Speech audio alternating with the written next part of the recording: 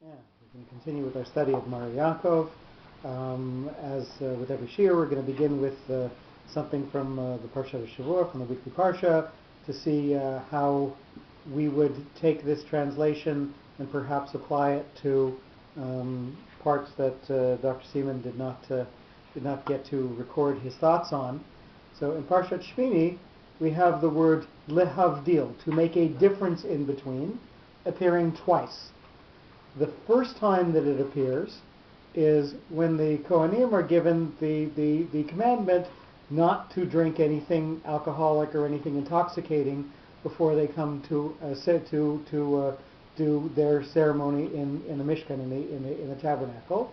And the second time we have it is when we're talking about making a difference between animals that you would eat and animals that you wouldn't eat.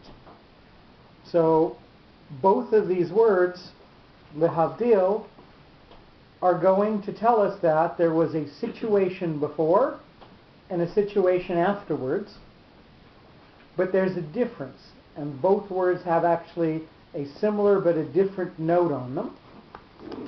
So we've got a situation before and a situation afterwards, so we're going to have something with two parts to it.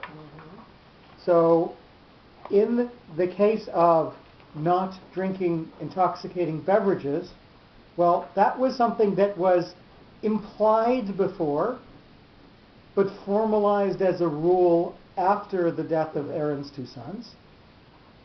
So in that case, it really isn't something that is saying that there is a completely new situation there. It's just before it was implied, and now it's actually formalized.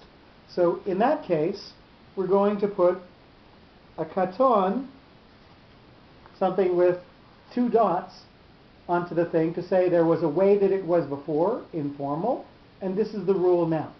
But really it was the rule all the time.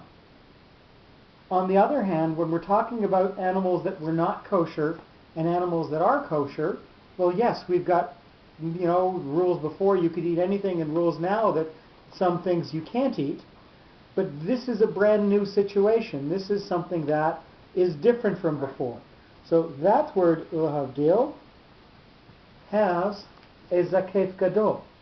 Why? Old rules, new rules, but completely new situation. Before you could eat anything, now you really can't. So we have the same word in two different contexts to tell us that we're making a differentiation from something that is a brand new situation when we talk about animals, or something that is the same as it was before, but now has a new formal rule. So, lehavdil and lehavdil. And what's the lehavdil between lehavdil and lehavdil?